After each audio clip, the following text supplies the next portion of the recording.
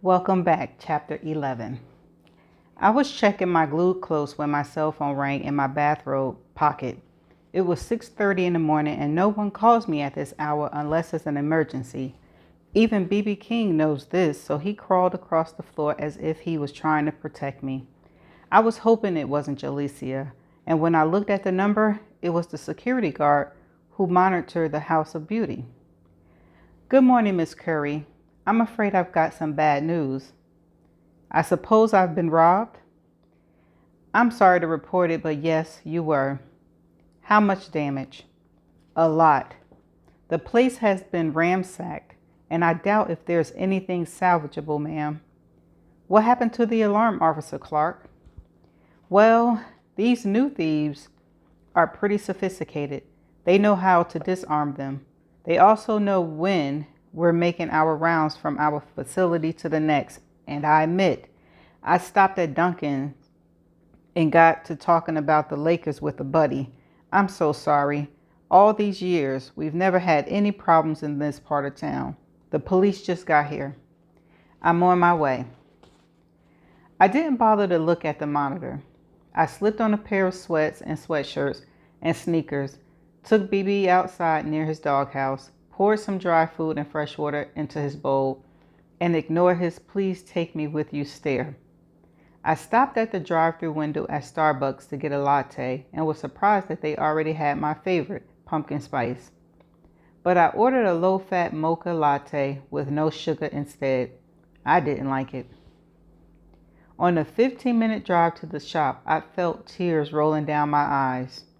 Not because the shop had been robbed, but because this was the kind of situation Carl would have handled. Since he's been gone, I have had to make every decision myself.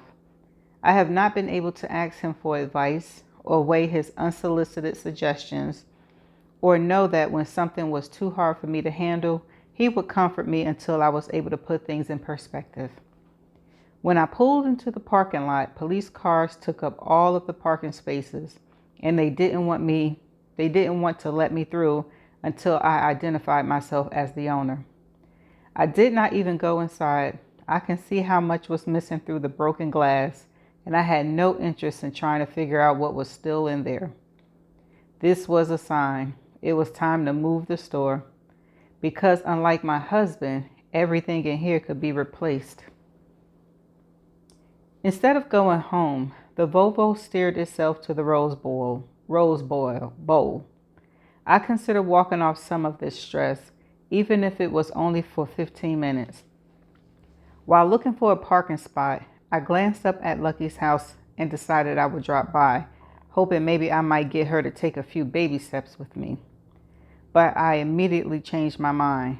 Lucky doesn't like being surprised, so I called her.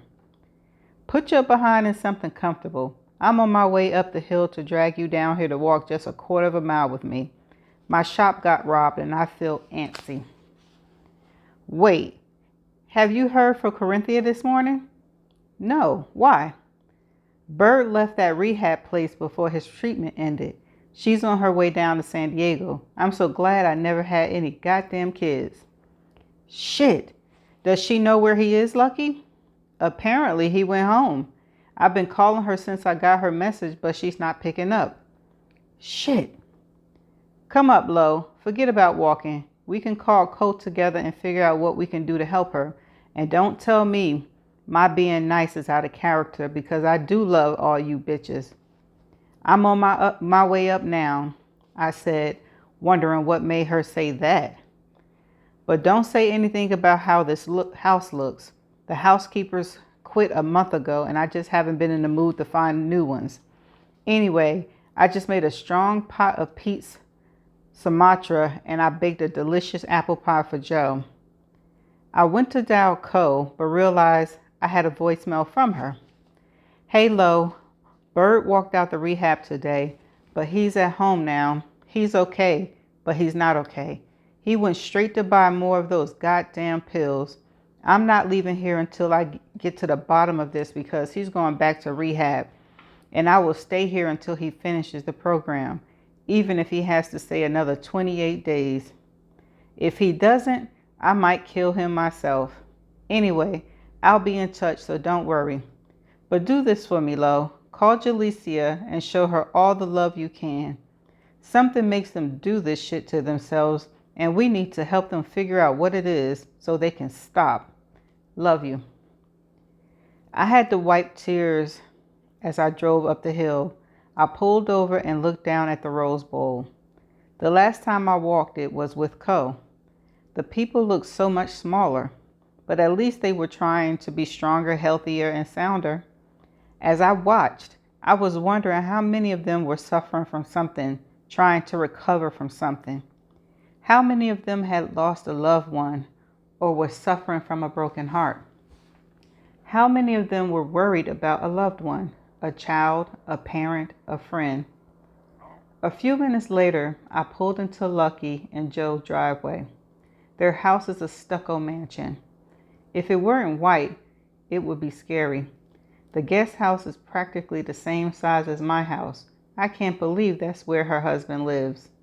Well, yes, I can.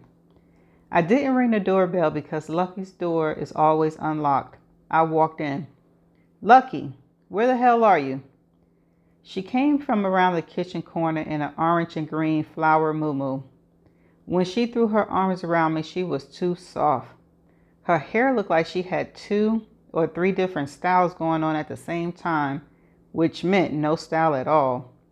And she smelled weird. In fact, it smelled weird in here, not like apple pie. What's that I smelled, Lucky? Marijuana? What? She grabbed me by the hand as we walked through the living room, which looked like it hadn't been cleaned in months. Newspapers were screwed on both ends of the long sofa. Empty cups and wine glasses filled the cocktail table in front of it. It also smelled like the windows hadn't been open for years. Wait a minute, I said, and walked over and pushed open the wide French doors that led out to the beautiful backyard. What is your problem? She asked. It stinks in here, and I don't want to inhale that nasty smoke. What is wrong with you, Lucky? When did you start smoking marijuana? Slow your roll, she said like the young people. No. What in the hell is going on?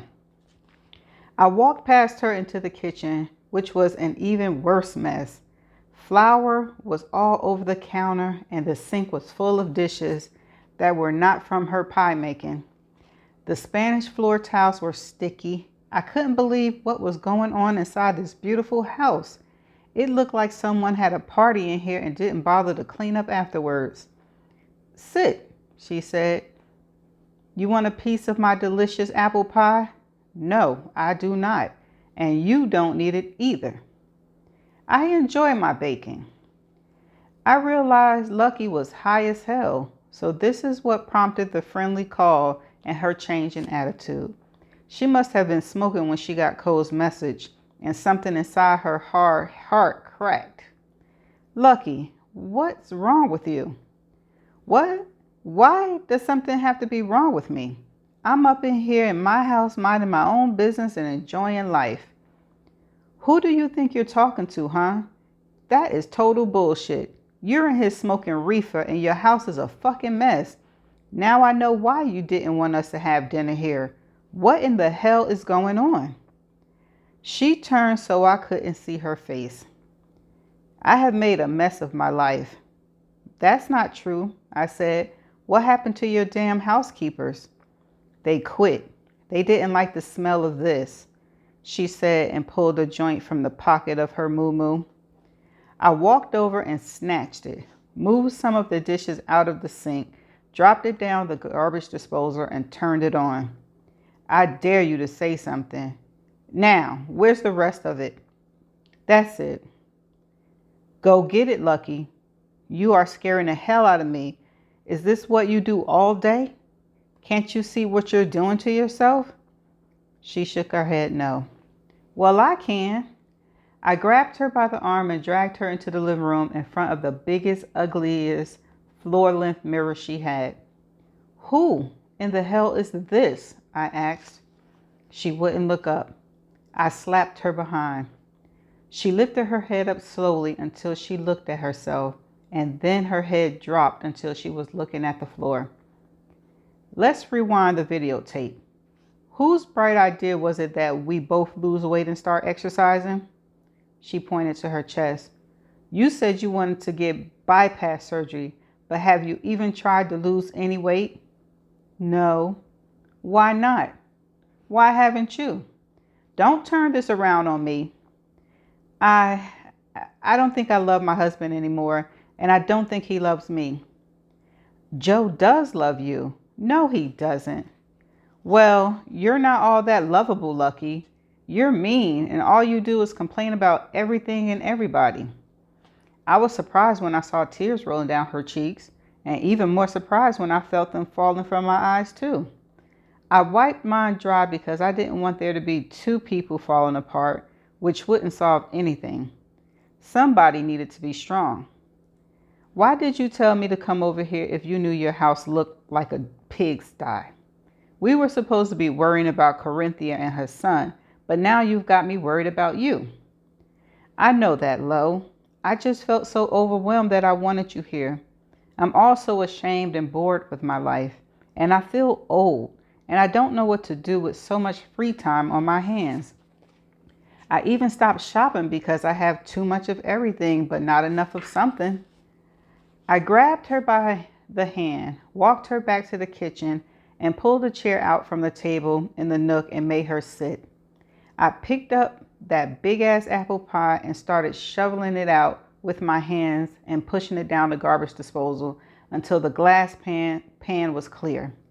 Then I opened the dishwasher and started emptying it, but realized the dishes weren't clean. There was hard dishwater detergent caked inside it.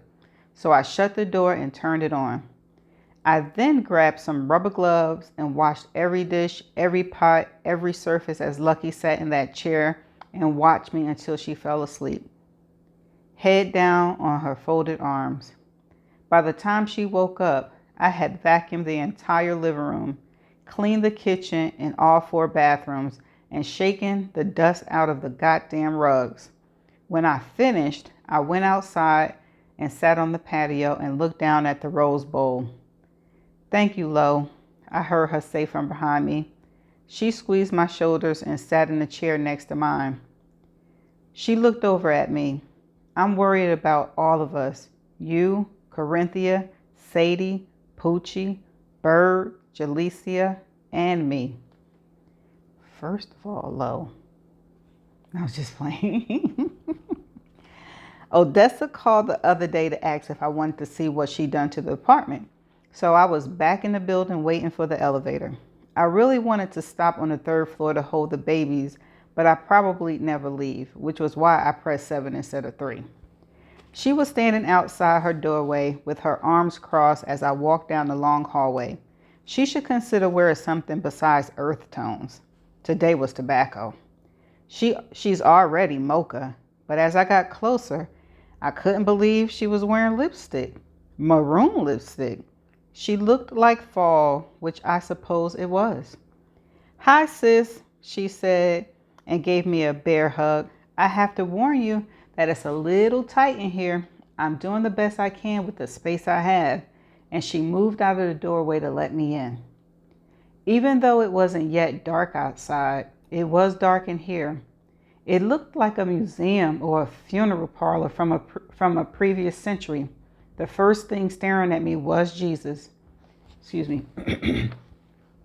In fact, the dining room table looked like Last Supper, except there were only 2 placemats, 2 plates, and 2 glasses at the opposite end.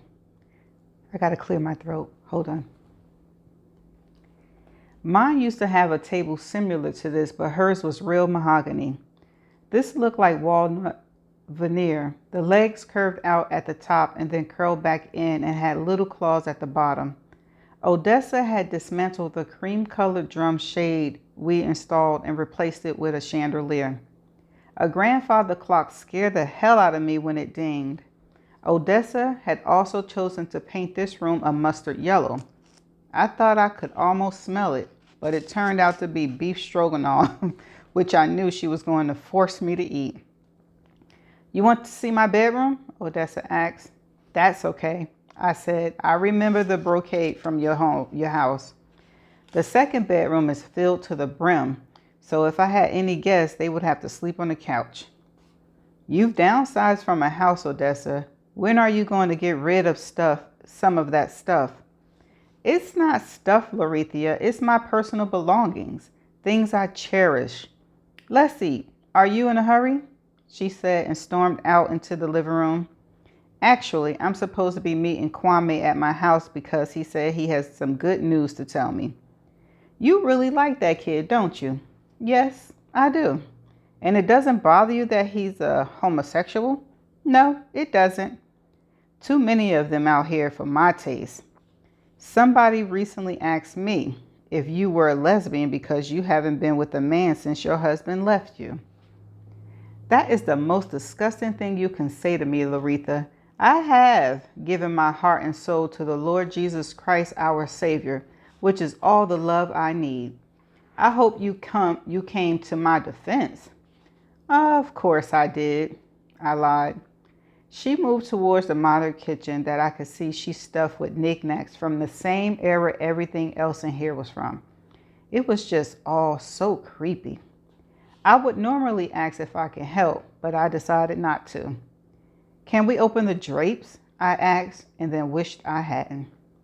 I don't like to have to look at the street lights changing every so many minutes. I do not like this neighborhood, and I will be glad when I can move into Mom's house. How long before it'll be ready? I told you I wasn't sure. Yes, you are. Odessa, I told you I don't want you to live in Mom's house. It's too big and I might just sell it. I don't believe you. She bowed her head. Lord, please bless this meal, she said, and let it go at that. We did not say a word during the meal. I could barely eat the stroganoff, which was terrible, and also because I had snuck a hamburger, not cheeseburger, with small fries before I came over, just in case I didn't like what Odessa was serving. After we finished, I offered to help clean up. Oh, don't bother, she said and led me toward the door. If you try to sell Mom's house, I might sue you. I didn't bother to respond, but I was sure thinking about a church sign I passed on the way here that said, a grudge is a heavy thing to carry. She slammed the door before I can even think about hugging her. That's the end of chapter 11. Okay, Odessa, how you going to sue for the house when your mother don't even own the house? The house is in Lo and her husband's name. Ugh. Anyway, back to her store being robbed. Do y'all think it's Corinthia's son that left the treatment and came home and robbed her store to get some money for drugs? I'm gonna say I'm thinking it's him. I don't want to say it's Kwame or anybody, because all those years she's been there, she haven't had any problems. But that's the end of the chapter. I don't have much to say except Odessa.